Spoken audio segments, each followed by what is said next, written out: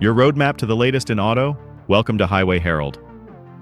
In mid-2025, Canada ignited a major North American trade clash by pushing Bill C-96, a bold digital tax targeting U.S. tech giants under Prime Minister Mark Carney. Meant to assert digital sovereignty, it triggered fierce backlash from President Trump, who threatened tariffs that could disrupt EV supply chains and auto production. Just as tensions peaked, a dramatic last-minute reversal changed everything. What sparked the U-turn? And what does it mean for automakers, trade, and tech policy? Strap in. Here are the 5 pivotal chapters that steered this high-stakes international showdown.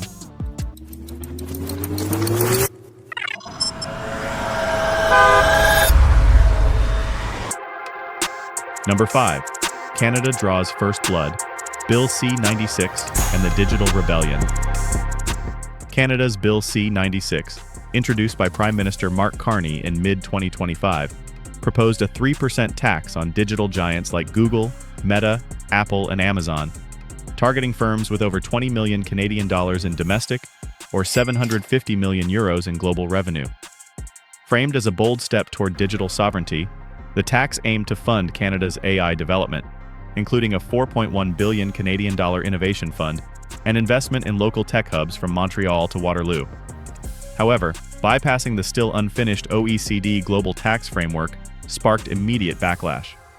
U.S. officials accused Canada of jumping the gun, while American tech firms warned of reduced services, increased ad costs, and restricted cloud access for Canadian users. Carney's team defended the tax as a necessary pushback against big tech's dominance, but President Trump saw it as a hostile act.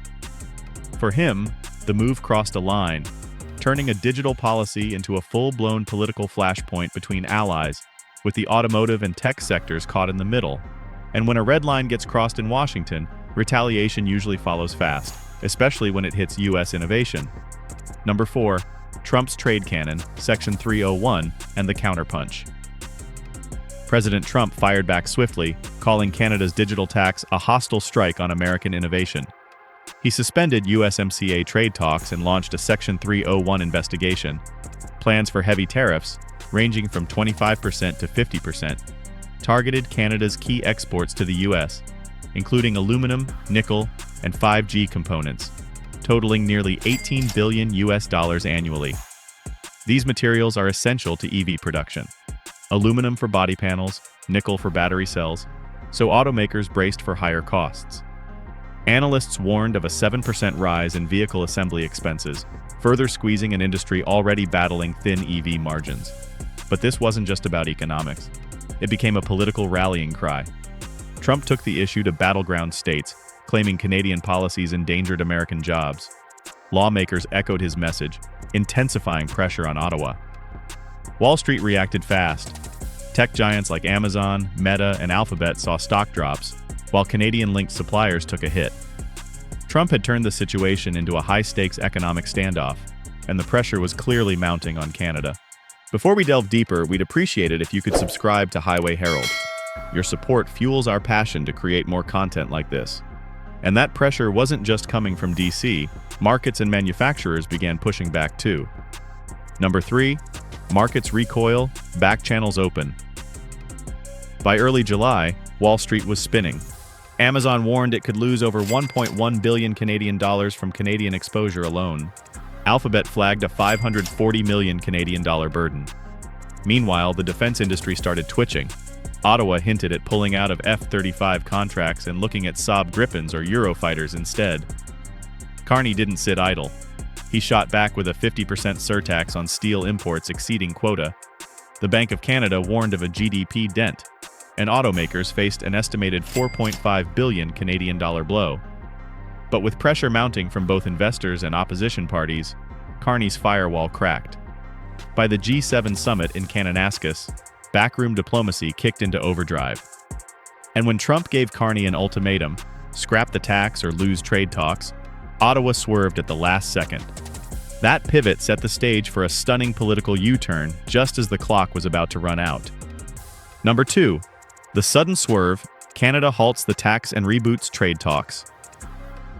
On June 30th, 2025, just hours before Canada's digital services tax was set to take effect, Prime Minister Mark Carney announced its suspension, stunning both sides of the political aisle. The late-night decision halted Bill C-96 and reopened trade negotiations with Washington. President Trump quickly claimed victory, calling it a show of American strength. Markets rallied in response. The S&P hit record highs, and aluminum and tech stocks surged. U.S. officials framed Canada's retreat as a warning to other nations ahead of the July 9th tariff reset. While business groups welcomed the move as a smart de-escalation, Carney faced backlash at home. Critics saw it as a retreat from his campaign promises and a concession to U.S. pressure. Crucially, no deal was finalized. With a July 21st deadline looming, tensions over AI regulation, defense deals, and data control still simmered behind the scenes. The suspension bought time, but it didn't resolve the underlying conflict. What looked like a win was, in truth, just a temporary truce in a growing digital power struggle. And as the dust began to settle, a deeper question emerged. What's really driving the next phase of global trade? Number 1. Beyond the headlines, a glimpse at the next digital battlefield. This clash between Canada and the US wasn't just about a 3% digital tax, it was about control in a world ruled by data. Bill C-96 marked Canada's push for digital sovereignty, demanding big tech contribute fairly in national markets. But Washington saw it differently. President Trump's aggressive response wasn't just about protecting Silicon Valley, it was about asserting that digital rules must flow through US approval. Canada's suspension of the tax avoided immediate tariffs on key exports like aluminum and nickel, but it reinforced America's dominance in shaping digital policy. And this is just the beginning. Future trade battles will center on semiconductors, AI regulations, quantum computing, and cloud governance, not just steel or dairy. Even military deals are part of the equation, as Ottawa's subtle F-35 hesitation triggered pushback from U.S. lawmakers tying defense cooperation to trade compliance. With a July 21st deadline looming, the world is watching. Will Canada and the U.S. shape a shared digital future, or brace for another tech showdown? Let's take a final lap around the track and break down who really won, and what comes next. Final lap. Who actually won this race? So, who really came out ahead? On the surface, it looked like a Trump win. Canada hit pause on its digital tax, markets rallied, and the tariff threat was shelved. But beneath the headlines, the victory isn't so clear-cut. Canada may have backed down, but it gained strategic insight. Next time it pushes digital reforms, it'll likely coordinate with allies and approach from a stronger position. For the US, this marked a bold new precedent, leveraging tariffs, defense deals, and media messaging as a unified pressure campaign. In the end, the bigger takeaway is this. The future of trade won't be defined by physical goods. It'll be shaped by code, cloud infrastructure, and AI dominance. Control over digital frameworks is now the true power play. What do you think? Was Canada's move tactical retreat or strategic regrouping? Can digital sovereignty exist without trade fallout? Is tech the new trade war frontier? Please leave a comment below to start a conversation. Before you go, if this story revved your engines, subscribe to Highway Herald, your source for vehicle insights, global trade shifts, and the policy battles shaping tomorrow's mobility. Thanks for watching and see you next time. You can now check out any of the videos on the screen. There's more exciting and informative content waiting for you.